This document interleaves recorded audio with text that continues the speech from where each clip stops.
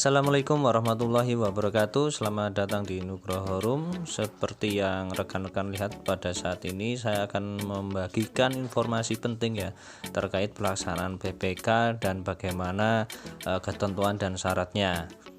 Untuk pendaftarannya ya di portal, silahkan rekan-rekan nanti searching sendiri di Google ya, di portalnya SSCN. Jadi SS P3K ya, bkn.go.id ya, seperti itu. Kemudian saya akan bacakan untuk pendaftarannya.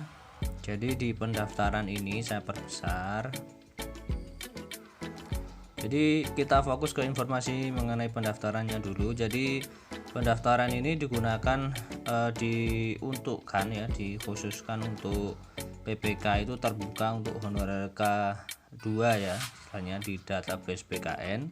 Kemudian untuk guru honorer yang terdaftar dalam Dapodik per 30 Juni 2020 ya, dan tidak harus memiliki NUPTK. Jadi kalau misalkan ada pertanyaan bisa enggak kalau misal tidak ada NUPTK, itu bisa. Yang penting rekan-rekan guru honorer sudah masuk ke data pokok pendidikan ya, atau Dapodik per 30 Juni 2020. Kemudian lulus diuntukkan untuk lulusan pendidikan profesi guru ya, yang PPG, yang saat ini tidak mengajar sebagai guru. Kemudian untuk poin yang kedua, bagi guru yang saat ini mengajar di sekolah negeri ya khususnya. Jadi jika tersedia formasi di sekolah tempat yang bersangkutan baik mengajar ya, akan otomatis didaftarkan di sekolah yang rekan-rekan mengajar ya, seperti itu. Kemudian yang B, jika mengajar di 2 sekolah atau lebih akan didaftarkan di sekolah induk. Jadi andai kata ada yang rangkap sekolah atau mungkin rangkap 2, itu bisa mendaftar tapi mengikuti sekolah induknya ya, dimana data pokoknya di upload ya, atau disimpan di database sekolah yang induk, seperti itu. Kemudian yang C, jika tidak tersedia formasi di sekolah tempat YBS ya, yang bersangkutan yang mengajar dapat mendaftar di sekolah lain. Nah, jadi jika tidak tersedia ada formasi di sekolah yang kita tempat mengajar, itu kita baru bisa mendaftar ke sekolah lain. Kemudian poin yang ketiga, jadi bagi guru swasta atau lulusan PPG yang saat ini tidak mengajar di sekolah negeri dapat memilih mendaftar di sekolah negeri sesuai ketersediaan formasi ya. Jadi guru swasta ya maupun lulusan PPG yang tidak mengajar itu bisa mendaftarkan diri di sekolah negeri yang tersedia di formasi ya. Untuk linknya nanti saya sampaikan ya di deskripsi saja ya, untuk informasi lebih lanjut di portal SSCN khusus yang P3K nya. Kemudian yang keempat, pendaftaran dilakukan melalui sistem seleksi calon aparatur negeri negara ya, di SSCASN ya, jadi BKN nanti saya sampaikan. Kemudian yang terakhir di poin yang kelima, setiap pendaftar ya mendaftar di awal tahun 2021 dan diberikan kesempatan mengikuti ujian seleksi hingga 3 kali. Jadi nanti di bulan Januari ini sudah bisa mulai pendaftaran ya. Kemudian di ini ya, kita ke pertanyaan-pertanyaan seputar pendaftaran ya. Misalkan ini 4 pertanyaan yang paling banyak ya. Bagaimana dengan guru yang belum terdaftar di Dapodik? Nah, andai kata saat ini rekan-rekan sudah mengaji ya, sudah mengajar di satuan pendidikan namun belum terdaftar di Dapodik, maka tidak dapat mengikuti seleksi PPK tahun 2021 ya. Jadi guru-guru silahkan yang belum terdaftar disarankan segera berkoordinasi dengan sekolah ya dan pemerintah daerah terkait pendaftaran di Dapodik sebelum seleksi guru PPK di tahun 2022 ya, untuk tahun depan seperti itu. Kemudian untuk pertanyaan yang kedua, bagaimana dengan guru yang belum memiliki S1 atau D4 ya? Ini maksudnya ijazah ya. Jadi kemarin di Facebook banyak yang bertanya seperti itu karena beliau sudah mengabdi lama, bahkan ada yang sampai 15 tahun, namun ijazahnya masih D3 ya, belum S1. Maka sesuai UU ya, UU dosen guru dan dosen ya nomor 15 itu, setiap calon peserta harus memiliki kualifikasi S1 atau D4 ya. Jadi bagi guru yang belum memiliki kualifikasi S1 ya, disarankan untuk segera melakukan rekognisi ya, pembelajaran lampau ya atau APRL di universitas terkait, bisa mengelobi ya seperti itu, yang mana nanti akan diintegrasikan jadi istilahnya melanjutkan lagi ya, mungkin 2 semester atau 4 semester, biasanya cukup 2 semester ya, 1 tahun. Kemudian latar belakang S1 harus linear ya, ini yang harus diperhatikan. Jadi latar belakang S1 atau pendidikannya dengan mata pelajaran yang diajarkan itu harus linear ya. Di bulan November dan Desember 2020 itu setiap calon peserta diminta mengisi latar belakang S1 di situs Info GTK. Jadi kemarin di Info GTK ya, itu rekan-rekan sudah verbal ya, sudah verbal ijazah. Nah kemudian rekan-rekan diberikan waktu ya antara bulan November sampai Desember kemarin untuk memperbaiki ketentuan pendidikan harus linear ya, di latar belakang pendidikannya. Kemudian yang ketiga, apakah tenaga pendidik dapat mengikuti seleksi guru PPK ya. Tenaga kependidikan maksudnya operator atau admin ya. Jadi tenaga kependidikan itu tidak dapat mengikuti seleksi guru PPK karena ini khusus guru ya. Kemungkinan nanti andai kata ada khusus PPK yang tenaga kependidikan ya, mungkin akan dicantumkan oleh BKN atau dari Permenpan RB ya.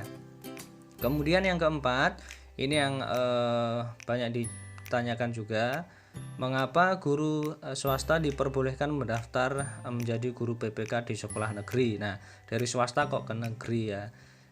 Dari BKN ya, ini sumbernya dari Kementerian Pendidikan ya, dari portalnya BKN ya, dari helpdesk. Artinya pertanyaan-pertanyaan yang sering muncul ketentuannya seperti itu. Jadi tujuan utama pembukaan seleksi guru PPK itu untuk memenuhi ya kebutuhan guru serta meningkatkan kesejahteraan guru-guru yang kompeten namun belum dibayar secara layak ya, tidak dibayar dengan layak. Makanya bisa negeri bisa swasta ya, seperti itu. Untuk pelaksanaannya ya tetap di negeri karena di bawah naungan BKN dan Permenpan RB seperti itu. Kemudian secara hubungan kerja itu jauh berbeda dengan antara guru PKK dengan menjadi guru kontrak swasta. Misalkan ya, jangka waktu kontrak kerja guru PKK minimal 1 tahun. Maka jika seorang guru kesejahteraannya sudah layak, tidak perlu mendaftar menjadi guru PPK di sekolah negeri ya, seperti itu ya. Kalau misalkan sudah layak ya mungkin tidak perlu mendaftar menjadi guru PKK di sekolah negeri ya, itu. Dan ini yang terpenting juga, nah ini saya perbesar tentang ujian seleksinya. Di situ ada beberapa tahap ya, jadi rekan-rekan kalau belajar diperhatikan.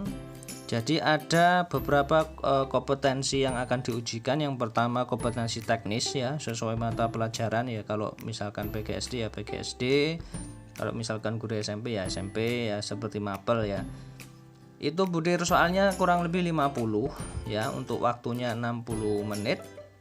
Kemudian tes bakat skolastik ya, penalaran itu untuk butir soalnya 40, waktunya 60 menit dengan bobot integrasinya 60% ya.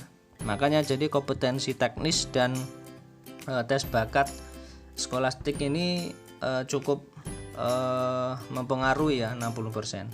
Kemudian setelah itu ada kompetensi ya manajerial ya. Ini butir soalnya 30 dengan waktu 25 menit ya. Kemudian sosiokultural ya, itu butir soalnya 20, kemudian waktunya 15 menit. Kemudian ada pertanyaan wawancara, itu biasanya dijawab secara tertulis ya. Untuk butir soalnya ada 10 dengan waktu 10 menit. Nah, ini jadi dimaksimalkan satu soal itu 1 menit maksimal, dengan bobot dari manajerial, sosiokultural dan pertanyaan di wawancara itu 40%. Jadi jumlah soalnya semuanya 150 soal ya, seperti itu, dengan waktu 170 menit.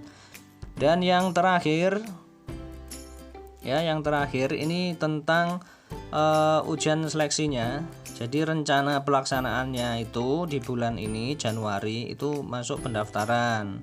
Kemudian Februari itu materi pembelajaran dapat diakses. Jadi Mas Menteri kemarin menghimbau materi-materi pelajaran itu bisa materi pembelajaran itu bisa diakses ya, bisa dipelajari ya.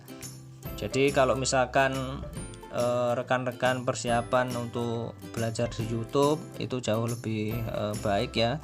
Namun bisa ditambah dengan materi, karena kalau materi itu ya sikupnya kita membaca bukan latihan soal ya. Biasanya seperti itu untuk materi pembelajarannya. Kemudian sekitar bulan Mei itu untuk pelaksanaan ujian seleksinya untuk guru TK, SD, SMP dan SLB.